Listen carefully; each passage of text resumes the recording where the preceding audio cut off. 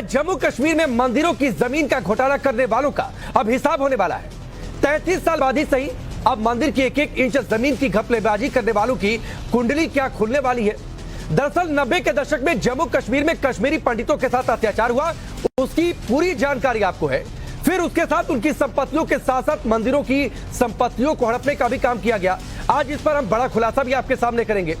तब से लेकर अभी तक जम्मू कश्मीर के 10 जिलों में कई ऐसे मंदिर हैं जिनकी जमीन को या तो अवैध तरीके से बेच दिया गया या फिर लीज पर दिया गया।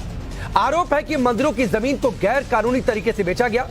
कश्मीर घाटी में कई मंदिरों को अवैध रूप से लीज पर दिया गया। कोर्ट ने आदेश दिया, इसके बावजूद सरकारी मिलीभगत होती रही और इससे मंदिर की जमीन को खास लोगों को लीज पर दिया गया। सवाल उठता है, ये खास लोग कौन थे? एलजी ने एसआईटी जांच के आदेश दिए हैं। जो डॉक्यूमेंट हम आपको दिखा रहे थे वो उस जांच के आदेश की कॉपी है।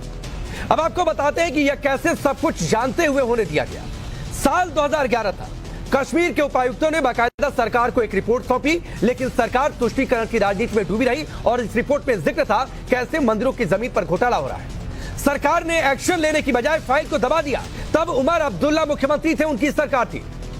लेकिन अब्दुल्ला परिवार हो या फिर महबूबा मुफ्ती की सरकार, कश्मीरी पंडितों के साथ साथ वहां के मंदिरों में हो रही अवैध सौदेबाजी को अनदेखा किया गया। हालांकि पाकिस्तान की तारीफ करते हुए ये अक्सर नेता नजर आ जाते हैं। 2011 में बाकायदा इसकी एक रिपोर्ट आती है किस तरीके से मंदिरों की जमीन पर घोटाला।